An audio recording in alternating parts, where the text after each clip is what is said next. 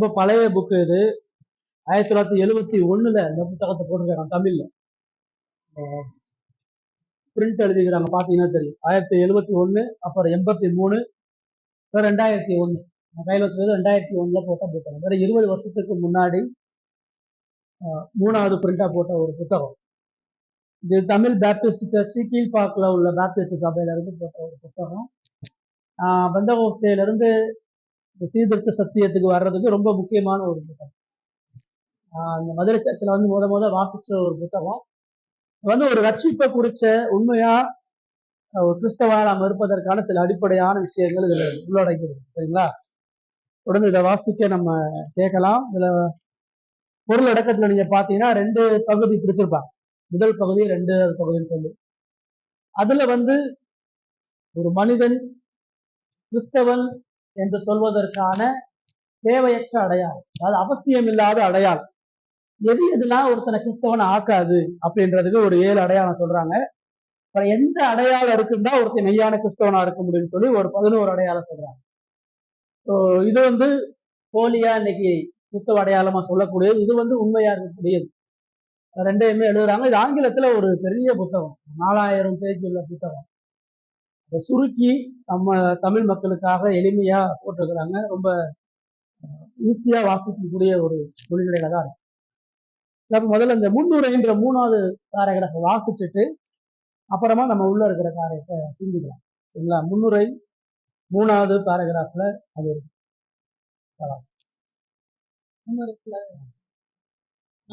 முன்னுரை நாம் கடவுளால் பிறந்தவர்கள் என்று நாமும் பிறரும் அறிந்து கொள்வதற்கு காணப்படும் ஆவிக்குரிய அச்சடையாளங்கள் எவை? மெய்யான ஆவிக்குரிய வாழ்க்கை நடத்துகிறோமா என்று நாம் எங்கனம் அறிந்து கொள்ளக்கூடும்? கிறிஸ்தவத்தை தவிர எல்லா மதமும் என்ன சொல்லுதுன்னா, நீ நன்மை செஞ்சா உனக்கு சொர்க்கம் சொல்லுது. கிறிஸ்தவத்தை தவிர மற்ற எல்லா மதமும் நன்மை செய்கிறவன் கடவுளுடைய அடையாளம், ஒழுக்கமா இருக்கிறவன் கடவுளுடைய சாயல், ஏழைகளுக்கு உதவுகிறது, பொய் பேசாம இருக்கிறது, ஊழல் பண்ணாம இருக்கிறது, கை சுத்தமா இருக்கிறது, நேர்மையாளனா வாழ்றவனுக்கு தான் உலகம் பாராட்டுகளையும் வெகுமதிகளையும் கொடுக்கும். பைபிள் நமக்கு என்ன சொல்லுதுன்னு சொன்னா, மனித பார்வையில குற்றம் இல்லாம ஒழுக்க நிறைய வாழ்றாங்க. மனிதனிடத்திலிருந்து மேன்மையும் கனத்தையும் பெற்றாலும் கடவுளுடைய பார்வையில அவன் ஒருபொழுதும் மேன்மையும் கனத்தையும் பெறுவதில்லை. ஏன்னா ஒழுக்கமா டிசிப்ளினா இருக்கிறவன் எப்பயுமே பாரபட்சம் உள்ளவனா இருக்கும். இன்னொருத்தனை விட நான் சரியா இருக்கவங்களுக்காண்டி தான் கொடுக்க மாட்டேன். அவன் ஏன் டிசிப்ளினா இருக்கான், அவன் ஒழுக்கமா இருக்கிறான்னா அவனை போல இருக்கக்கூடாது அப்படின்னு. நான் ஒழுக்கமா இருந்தாதான் இந்த உலகம் என்னை பாராட்டும், என்னை யாரும் கேள்வி கேட்கக்கூடாது, என்னை யாரும் அடிமைப்படுத்தக்கூடாது, என்னை யாரும் தவறு கண்டுபிடிக்க கூடாது அப்படின்ற காரணத்துக்காக ஒழுக்கமா இருக்கும். ஒழுக்கமாக வாழ்வதற்கும் கடவுளுக்கும் அவனுக்குமான உறவுக்கும் எந்த சம்பந்தமும். நிறைய நாத்திகர்கள் ஒழுக்கமா வாழ்ந்துடுறாங்க. கடவுள் பக்தியே இல்லாத தனக்குன்னு ஒரு சட்டம் வச்சு போய் பேசாம திருடாம உண்மையை வாங்க. அப்துல் கலாம் நம்ம சமுதாயம் அவர் ஒரு போற்றுதலுக்குரியவராக நேர்மையானவர். காமராஜர் இவங்களாம் ஏழ்மையா நன்மையா வாழ்ந்தாங்க. நம்ம தான் அப்படி சொல்றோம். கடவுள் அவங்க என்ன சொல்லுவாங்க? கடவுள் மனித செயல்களையும் மனிதன் பார்க்கக்கூடிய நற்குணத்தையும் பார்க்கறதில்ல. கடவுள் எப்பயுமே அவனுடைய இருதயத்தை பார்க்கிறான். நம்மளால இருதயத்தை பார்க்க முடியாது. ஒழுக்கம் உள்ளவருடைய இருதயம் தன்னை எப்பொழுதுமே கடவுளாக நினைத்து கொண்டு வாழும். நான் தான் மேல, எல்லாம் எனக்கு கீழே நடக்கும். ஒழுக்கமா இருக்கவன்ட்ட தாழ்மை இருக்காது. ஒழுக்கமா இருக்கவன்ட்ட மன்னிப்பு கொடுக்க முடியாது. ஒழுக்கமா இருக்கவன்ட்ட சகிப்பு தன்மை இருக்காது. விட்டு கொடுத்தல் இருக்காது. நீதிபதி ஸ்தானத்துல உட்கார்ந்து இருக்கவன் மன்னிப்பையும் இறக்கத்தையும் விட்டு கொடுத்தலே வழங்க முடியாது. ஏன்னா அவனுடைய ஸ்தானம் அதை செய்ய சொல்லும். அதே மாதிரி தனக்குத்தானே ஒழுக்கமா அறநிலையில ஒழுக்கமா வாழ்கிறவன், அறைய நேரம் தான் பெரிய ஒழுக்கம். சுத்தி உள்ள சமுதாய கிறிஸ்தவர்கள் நல்லவர்கள் எதை வச்சு சொல்லுதுன்னா, கிறிஸ்தவன் ஒழுக்கமானவன், கிறிஸ்தவன் டைமுக்கு வேலை பார்ப்பான், கிறிஸ்தவன் பொய் சொல்ல மாட்டான், கிறிஸ்தவன் லஞ்சம் வாங்க மாட்டான். இதெல்லாம் நம்ம தப்புன்னு சொல்லலாம். அப்படிதான் இருக்கணும். திருடாம பொய் பேசாம உண்மையாக தான் இருக்கும். ஆனா அவனுடைய உண்மை தன்மை அவனை சார்ந்ததோ, அந்த உண்மை தன்மையே அவனையும் கடவுளையும் பிரிக்குதுன்னு சொன்னா அந்த உண்மை தன்மை வேஸ்ட். அவனுடைய ஒழுக்கம் கடவுளை மகிமைப்படுத்துவதாக அல்ல, அது வாழக்கூடிய வாழ்க்கையின் மூலமா கடவுளுடைய அன்பை இறக்கத்தை ஒரு மனுஷன் அடைய முடியலன்னு சொன்னா அந்த ஒழுக்கமும் அந்த டிசிப்ளின் வேஸ்ட். நிறைய கிறிஸ்டியன் ஸ்கூல்ல பிள்ளைங்க சேர்க்கிறாங்க, பிள்ளைங்க ஒழுக்கமா கிறிஸ்டியன் ஸ்கூல்லாம் ரொம்ப ஸ்ட்ரிக்டா இருக்காங்க. அதே கிறிஸ்டியன் ஸ்கூல் தான் இன்னைக்கு ஆக மோசமா இருக்கு. எந்த ஒழுக்கம் சொல்லக்கூடிய லைட்டெல்லாம் நீங்க கேட்டீங்கன்னா ஹோம் ஸ்கூல் தான் ஜாஸ்தி. ஸ்கூலுக்கு அனுப்புறதெல்லாம் நிறைய குறைஞ்சிருச்சு வெஸ்டர்ன் கண்ட்ரிஸ். அது எல்லாமே கிறிஸ்தவ நாடுகள் தான், கிறிஸ்தவ பள்ளிகள் தான். ஏன் இங்க குறைஞ்சிருச்சு? நம்ம எங்க ஒழுக்கத்தையும் டிசிப்ளினையும் கடவுளுக்கு வெளியே முன்னிறுத்துறோம். கடவுளை ஒதுக்கி வச்சுட்டு நம்ம ஒழுக்கத்தை முன்னிறுத்தும்போது அது அழிவையும் மூட நம்பிக்கையும் சடங்கையும் தான். பரிசேயர்கள் ஒழுக்கமா இருக்கும். எனக்கு ஒரு சட்டம் வச்சு 3 வேளை ஜெபம் பண்ணான், 2 வேளை உபவாசம் பண்ணான், அசுத்தமான தீட்டனை சாப்பிடாம இருந்தான், எனக்கு அறப்படுத்தாம வாழும். வாழ்க்கையில கடவுள் வெளிப்பட்டார். அவன் மூலமா ஜனங்கள் கடவுள் அறிந்தார்கள்னா இல்லை, ஜனங்களை அடிமைப்படுத்துறான், ஜனங்களை பாரபட்சமா பிடிச்சிருவாரு. இதுதான் முதல் சொல்லுங்க.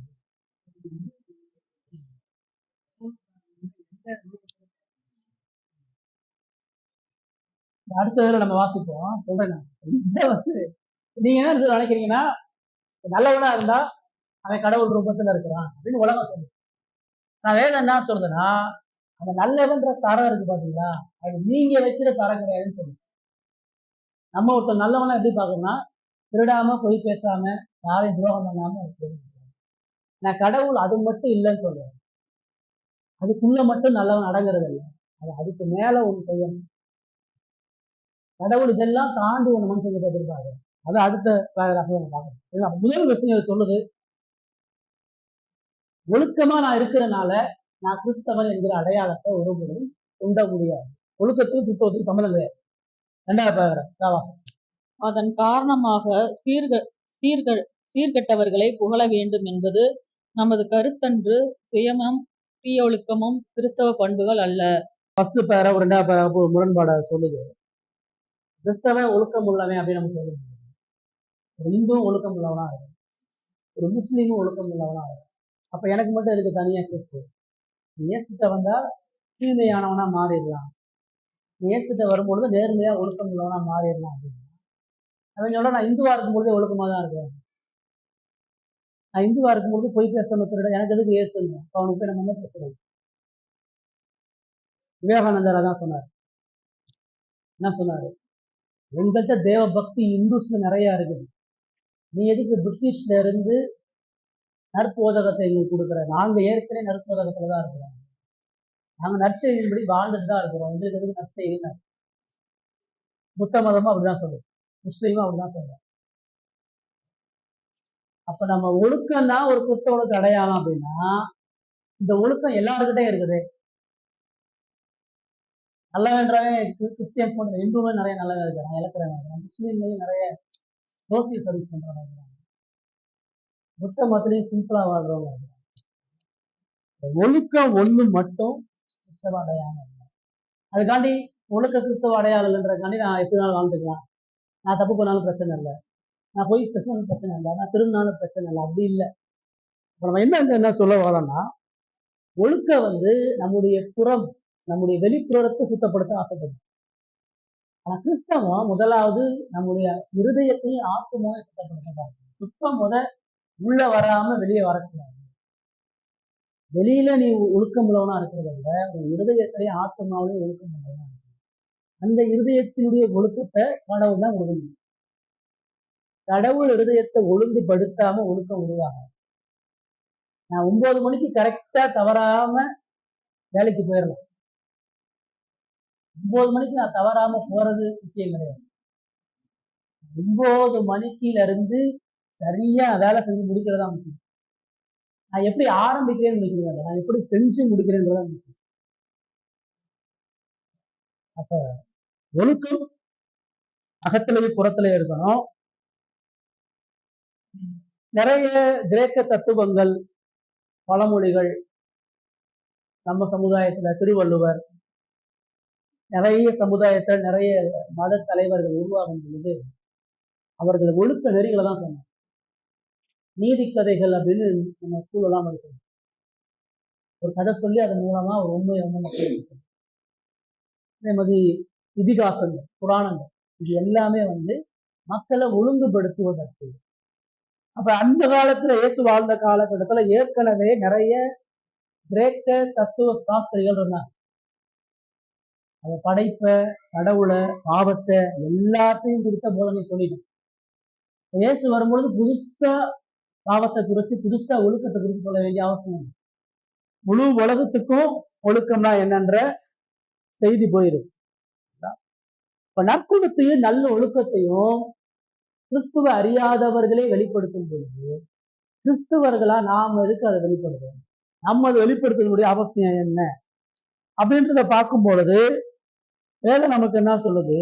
இது வந்து கிறிஸ்தவத்திலையுமே காலப்போக்குல ஒழுக்கம் பெருசாகி ஒழுக்கத்தினுடைய தேவன் பெருசாயிட்டார்.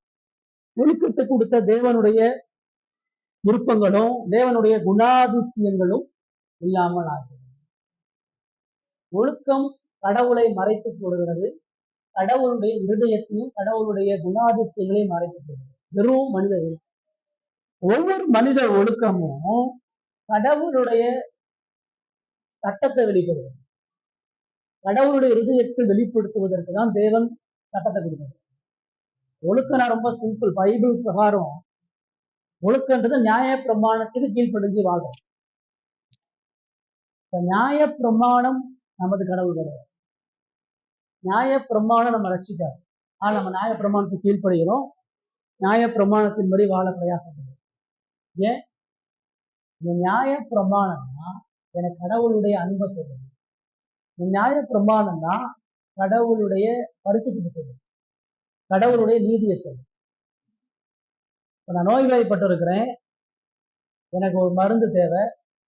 அந்த மருந்தை எனக்கு தருகிற ஒரு மருத்துவர் தேவை. அந்த மருந்து போலதான் ஒழுக்கம் இருக்கு, அந்த மருந்து போலதான் நியாய பிரமாணம் இருக்கு.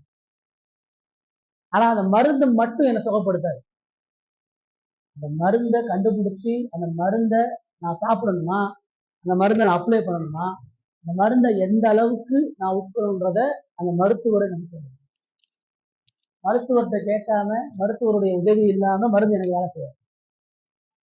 கடவுள் நியாயப்பிரமாணம் என்கிற மருந்தை மனிதனுக்கு கொடுத்து சுகப்படுத்தும் போது மருந்து முக்கியம் இல்ல, மருத்துவர் முக்கியம்.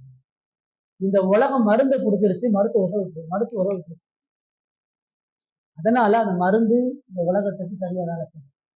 இயேசு சுவிசேஷத்தை நியாயப்பிரமாணம் என்ற மருந்தை நமக்குள்ள கொடுத்துதான் நம்முடைய வியாதியினுடைய தன்மையிலிருந்து நம்மள விளையாடுறோம். இந்த உலகத்துக்கு பிரச்சனை தெரியுது, அதனால இந்த உலகம் பாவத்தை சொல்லுது. இந்த உலகத்துக்கு பாவத்தினுடைய ஆபத்து தெரியுது.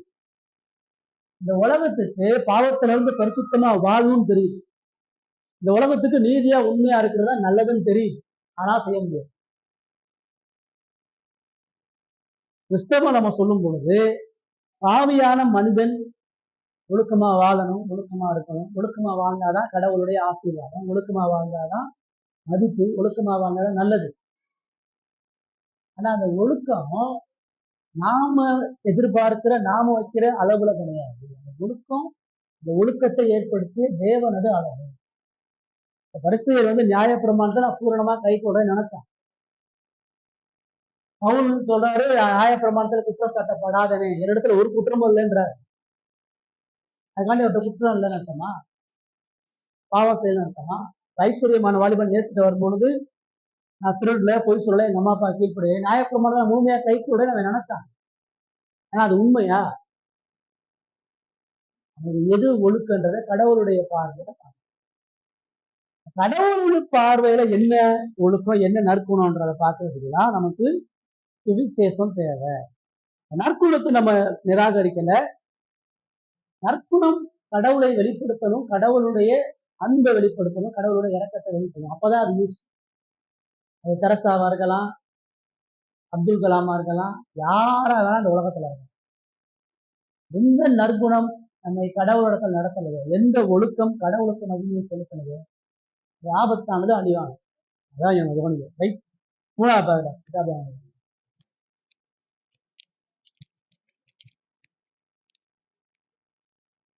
ஆகவே இதுவரை நாம் சொல்லி வந்த நல்லொழுக்க நிலை போதாது, அது கடவுளுடைய சட்டத்தில் ஒரு பகுதியே. அப்படிப்பட்டவன் அயலாருடன் நற்பண்புடன் கவனமாக பழகிக் கொள்கிறான், ஆனால் கடவுளை அறிந்து கொள்ளவில்லை. அவன் கடவுளுக்குரிய கடமையை செய்வதில்லை. விட்டு போடும் சொன்னே அவன் வருத்தம் ஆகிறது. அந்த வருத்தத்தோட போயிடும். அவன் இப்படி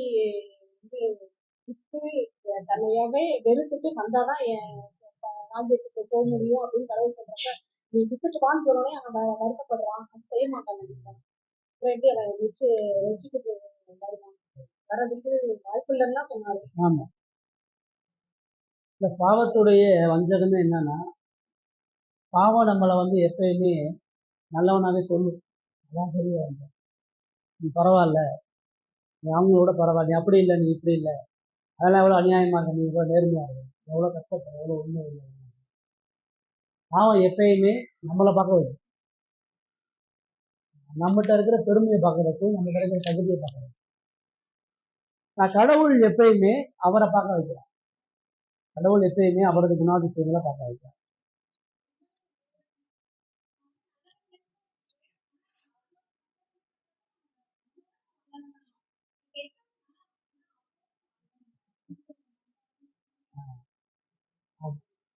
அது ஏன் அப்படி இருக்குது? நான் ஏன் இன்னொருத்தரோட என்னை ஒப்புமைப்படுத்துறேன் அப்படின்னு சொன்னா, என்னை கெட்டவன் ஒத்துக்கொள்ள மனம் இல்லாதனால நான் இன்னொருத்தனை வச்சு நல்லா ஐஸ்வர்யமான வாலிபனுடைய பிரச்சனை அன்புதான் பிரச்சனை. அதை கை கொண்டதெல்லாம் ரைட்டு தான். ஆண்டவர் நான் நீ திருடக்கூடாது, பொய் சொல்லக்கூடாது, தகப்பன் தாய் கீழ்ப்படியணும்னு சொல்லும் பொழுது, நான் சிறு வயதுல இருந்து செஞ்சேன் அப்படின்னு சொல்றேன். ஆண்டவர் நீ பொய் சொல்றன்னு சொல்லவே, நீ பொய் சொல்ற, நீ இதெல்லாம் செய்யலன்னு சொல்லவே. நான் ஆண்டவர் ஒத்துக்கிறார், அப்படி வாழ்ந்தான்னா, பொய் சொல்லாம திருடாம உண்மையா வாழ்ந்தான்னா, அத்தையில பார்க்கும்பொழுது ஏசு அவனிடத்தில் அன்பு கூர்ந்து சொல்லப்படும். அவன் பாவத்தோட போராடுறான், பாவத்தை விடணும்னு ஆசைப்படுறான், பாவம் இல்லாம நன்மை தேவைன்னு நினைக்கிறேன். பரலோக வாசல்ல நரகத்துக்கு போன மாதிரி, யாரு விடுதலையோ, யாரு சந்தோஷமோ, யாரு மெய்யான ஒழுக்கமோ, அந்த இயேசுகிட்டே ஒருத்தன் யார்கிட்ட கேள்வி கேட்கிறோமோ அந்த கேள்வியை சரியாகி, ஒரு மனுஷன் இந்த உலகத்துல கேட்க வேண்டிய முக்கியமான கேள்வி, நித்திய ஜீவனை பெற முடியுமா? முடியாது. அப்ப அந்த நித்திய ஜீவனை பெறணுன்ற ஆசை இருக்குது. இந்த உலகம் அழிய போகுதுன்னு அவனுக்கு தெரியுது. கடவுளுடைய ராஜ்யம் தான் தேவைன்னு தெரியுது. கடவுளுடைய ராஜ்யத்துக்கு போகணும்னா நான் உண்மையா நேர்மையா இருக்கணும்னு தெரியுது. உண்மையா நேர்மையா இருக்கிறதுக்கு கடவுளை அன்பு போடணும்னு தெரியுது. ஆனா நான் அன்பு கூறுகிறேன் அவன் நினைக்கிறான். ஏசதான் அவன்கிட்ட சொல்றாரு, நீ இதெல்லாம் கரெக்டா செய்யற, ஆனா உன் அன்பு இல்லை. அன்பு இல்லைன்றதுக்கு ஒரே ஒரு எக்ஸாம்பிள் எனக்கு, உன் இருதயத்துல கடவுள் முதன்மையானவரா இருந்தாருன்னா நீ பொருளாசை உடையவனா இருக்க மாட்டான். நீ இரக்கத்தையும் மன்னிப்பையும் தயவையும் கூட்டி வழங்குறவனா இருக்க. இப்ப அதை செய்யறதுக்கு நான் ஒரு சான்ஸ் கொடுக்குறேன். இருதயத்துல கடவுள் முக்கியம்னா, இருதயத்துல இருக்கிற பெருமை, இந்த பெருமைக்கு அடித்தளமா இருக்கிற உடைய பொருள் எல்லாத்தையும் முதல்ல அழிச்சிடும். பொருளாசையை விட்டுட்டு என்ன பின்பற்றினா என்ன சொல்றாங்க, நீ கடவுளை உண்மையா நேசிங்கிற, கடவுளை நேசிக்கிற வந்தாலும் அதெல்லாம் விட்டுட்டு, அப்பையும் ஒருவேளை அவன் பொருளை விட்டுட்டு பேசிட்டு வர்றான், ரசிக்கப்பட முடியுமா? ஏசு சேர்த்து சொன்னார், அவன் பொருளை விட்டுட்டு என்னை பின்பற்றினான். பிரச்சனை அவன் பொருளை வச்சிருக்கிறான், வித்துட்டு இருக்கிறான்றதெல்லாம் பிரச்சனை. அவன் இயேசுவை தெரியல, ரட்சகர் யாருன்னு தெரியல, மீட்பர் யாருன்னு தெரியல. பாவத்தை நிறுத்துறதெல்லாம் முக்கியம். பாவத்தை நிறுத்த முடியும், நிறுத்திட்டு கிறிஸ்துவ பரிகாரிய ரட்சகரை அறியும், அதான் முக்கியம். நியாய பிரமாணத்தை மனுஷன் ஒழுக்கமா வாழக்கூடியத மனுஷன் புரிந்துக்கக்கூடிய அந்த எண்ணன்றது குறைவானது, கரைபடைந்தது. அவன் ஒழுக்கமா வாழ்றது கடவுளை போல பரிசுத்தமா, கடவுளை போல நீதியா, கடவுளை போல அன்புள்ளவனா இருக்கணும்னு ஒழுக்கமுள்ள நினைக்க மாட்டான். ஒழுக்கமுள்ளவனுடைய ஒழுக்க சட்டம் எல்லாமே அவனை சுற்றி அவனுடைய பலத்தை சுற்றி ஞானத்துக்கு தான் இருக்கும். கடவுளுடைய விருப்பத்துக்கு ஏற்ற வண்ணமா இருக்கும். ஆனா இயேசு கடவுளுடைய விருப்பத்துக்கு ஏற்ற வண்ணமாக இருக்கணும். அதான் அவனால கடவுளுடைய ஆளுகை அறிய முடியாது. கடவுளுடைய பரிசுத்த நீதியை அவனால தெரியும். அதை நோக்கி பார்த்திருந்தான்னா அவனுடைய ஒழுக்கம் ஒழுக்கமே இல்லைன்னு ஒத்துக்கலாம். அவனுடைய நேர்மை இல்லைன்னு ஒத்துக்குவான். அவனுடைய அன்பு உண்மையான அன்பு இல்லைன்றதை ஒத்துக்குவான். நேர்மை உள்ளவர்களாக காணப்படுகிறவர்கள் ஆண்டவருக்கு கீழ்ப்படிந்தவர்கள் என்பதற்கான அடையாளம் கிடையாது. நேர்மை உள்ளவனா வாழ்ந்தும் கடவுளுக்கு கீழ்ப்படியாம இருக்க முடியும். வேதம் பல எடுத்துக்காட்ட சொல்லுது. நீ ஆதாம கூட எடுத்து பார்த்தீங்கன்னா ஆதாம்கிட்ட பாவம் இல்லை. அவன் செய்யறதுக்கு முன்னாடி வரைக்கும் ஆதாம் எப்படி நீதிமான கடவுளால் அங்கீகரிக்கப்பட்டான். ஆதாம் அந்த தடை செய்யப்பட்ட பழத்தை சாப்பிட்டாதான் பாவம் உள்ள வந்துச்சுன்னு வேதம் சொல்லுது. அந்த பழத்தை சாப்பிடாமல் அவன் பாவியா இருக்கணும். எப்படி புசிக்குனாலே சாகவே சாவாங்க. அதை புசிக்காம அவன் பாவியா இருக்கணும்.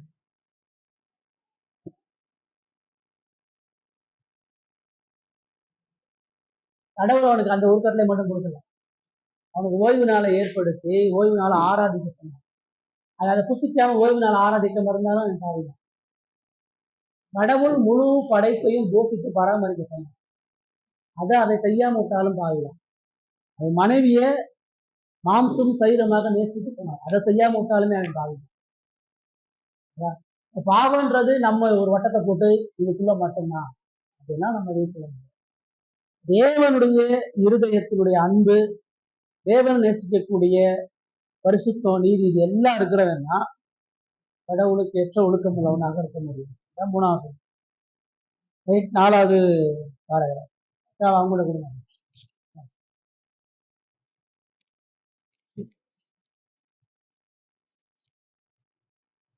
இவர்களில் ஆவிக்குரிய வாழ்க்கையின் அறிகுறிகள் காணப்படுவதில்லை. கடவுளை நேசிக்கிறவர்களிடமே மனஸ்தாபம், விசுவாசம், மனத்தாழ்மை, பணிவு, நம்பிக்கை, மகிழ்ச்சி இவை காணப்படுகின்றன. அதாவது ஒரு உண்மையான ஒழுக்கத்தினுடைய அடையாளத்தை வேதம் நமக்கு என்ன சொல்லுதுன்னா, உண்மையா ஒழுக்கமா இருக்கலாம்னு சொன்னா அந்த ஒழுக்கம் அவனிடத்துல கனத்தையும் மேன்மைக்கு நேரம் நடத்தாம அந்த ஒழுக்கம் கடவுள் இடத்துல ஒரு மனிதன் நடத்தணும். நான் உண்மையா நேர்மையா இருக்கிறேன், நான் பரிசுத்தமா இருக்கிறேன் அப்படின்னு சொன்னா இதன் மூலமாக அந்த ஒழுக்கத்தின் மூலமாக கடவுளுடைய மீட்பையும் கடவுளுடைய அன்பையும் கடவுளுடைய சாயலையும் ஒருத்தர் பார்த்தானா நான் உண்மையாவே கடவுள் எதிர்பார்க்கிற ஒழுக்கத்துல இருக்கிறேன். என் ஒழுக்கத்தின் மூலமா எனது திறமை, எனது ஞானம், எனது சுபாவத்தை ஒருத்தன் பார்த்தானா நான் ஒழுக்கத்துல தோற்று போய்க்கணும். இந்த உலகத்துல ஒழுக்கமா வாழக்கூடிய ஒவ்வொரு மனிதனும் அவனுடைய புகழுக்காகவும் அவனுடைய பேருக்காகவும் தான் ஒழுக்கமா இருக்கும். நான் ஏன் ஒழுக்கமா இருக்கிறேன், அப்பதான் எனக்கு பிரைஸ் கிடைக்கும். நான் ஏன் ஒழுக்கமா இருக்கிறேன், அப்பதான் மக்கள் என்னை பத்தி நன்மதிப்பா சொல்லுவாங்க. அவனுக்கு புகழ் நடக்கணும். எல்லா ஒழுக்க வாழ்க்கைக்கும் பிற்பாடு ஒரு சுயநலம் இருக்கு. இந்த சுயநலம் சார்ந்த ஒழுக்கம் ஒருபொழுதும் கடவுளுக்கு மேன்மையை கொடுக்காதனால அது ஒழுக்கம் கிடையாது. எவ்வளவு நேர்மையா வாழ்ந்தாலும் கடவுளுடைய பார்வையில அது துரோகியாக. பவுலை போல ஒழுக்கமா யாரும் வாழ முடியும். அது சொல்றான்.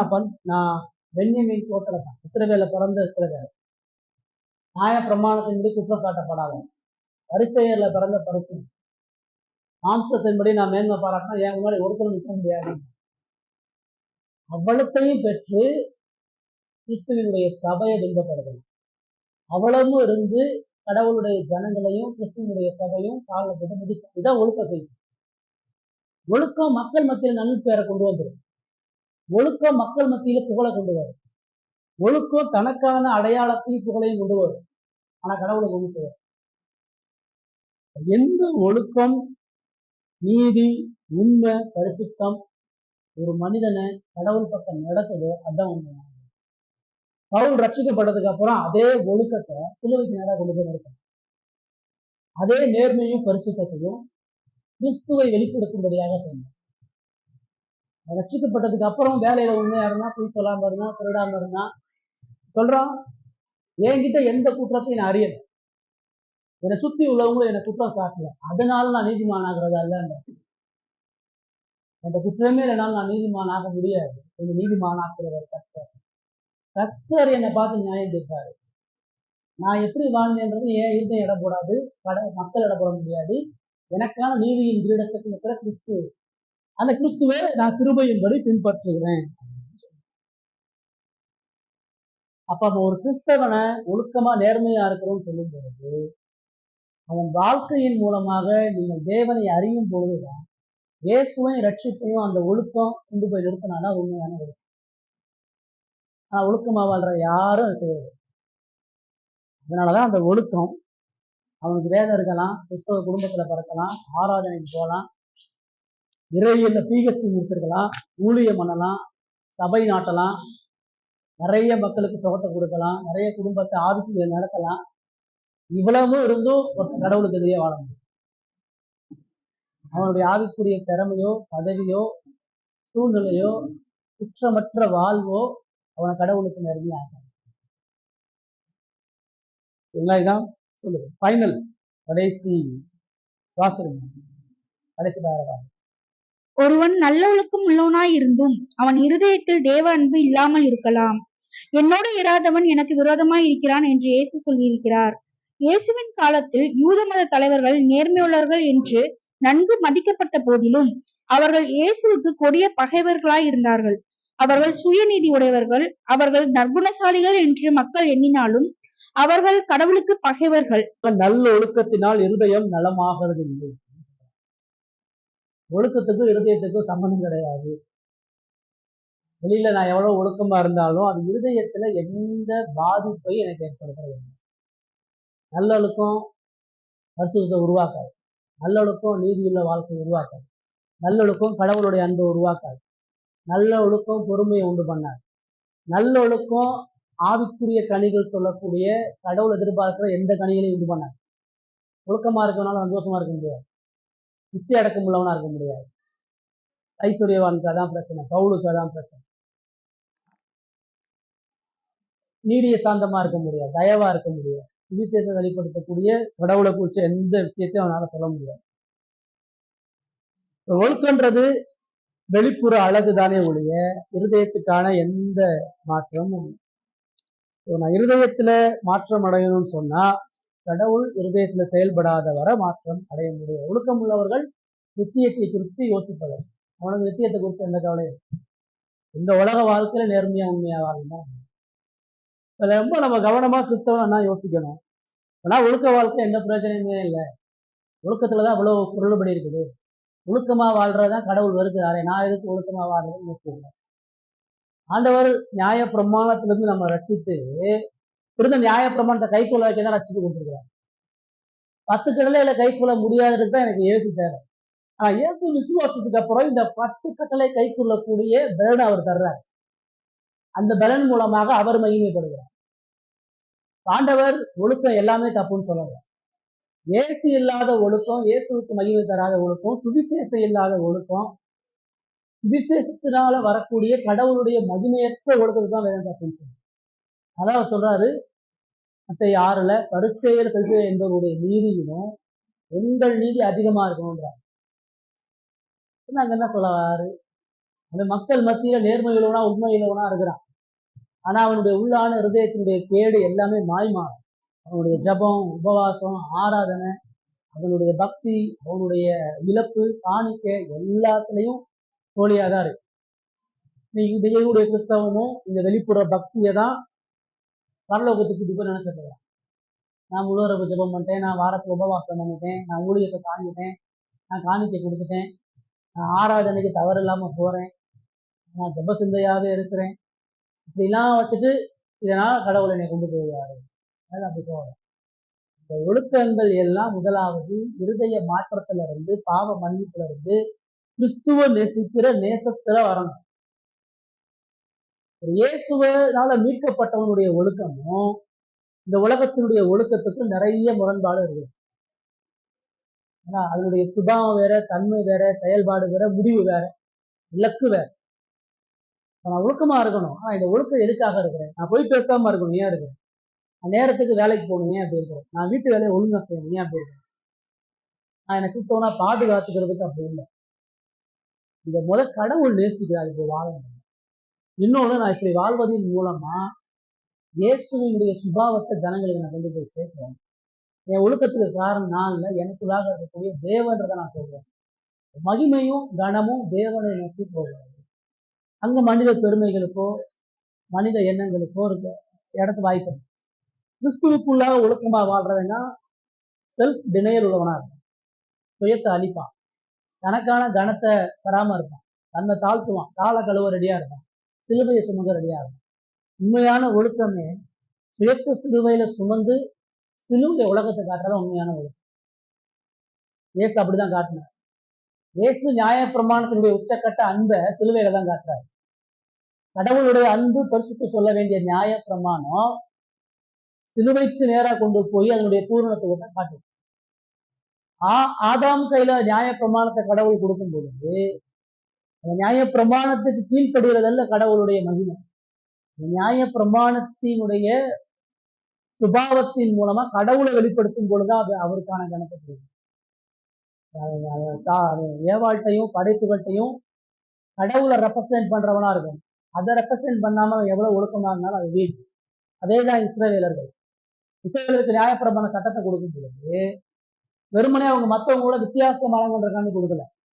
அந்த சட்டத்தின்படி அவன் வாழும் பொழுது புறஜாதி மக்கள் யார் அவனுடைய கடவுள், இவனுடைய கடவுள் இவ்வளவு பரிசுத்தமா வல்லமையா இருக்கிறவர் யாருன்னு கேட்கணும். அதுக்குதான் இருந்திருக்கிறார். உங்களுக்கு எனக்கு ரட்சிப்பே அதுதான். சிலுவையின் மூலமா ரட்சிப்பு உங்களுக்கு எனக்கும் வெறுமனே உங்களை மன்னிச்சு பரலோகம் கூட்டி போறதுக்கு மக்கள் கொடுக்கல. நீங்க அவருடைய இந்த அளவில்லாத அன்பையும் மீட்பையும் சக மனிதனுக்கு காட்டணும். உங்களுடைய மனைவி பிள்ளைகளுக்கு நான் ஒழுக்கத்தை சொல்றதை விட இயேசுவை சொல்லணும். இது என் வாழ்க்கையில நான் காட்டுறேன். இதுதான் உண்மையான ஒழுக்கம். ஸோ இதைதான் சொல்லுது. முதல் விஷயம், உலக பிரகாரமான ஒழுக்க நெறிகள் கிறிஸ்தவ அடையாளம். தொடர்ந்து நம்ம அடுத்த வாரம் இன்னொரு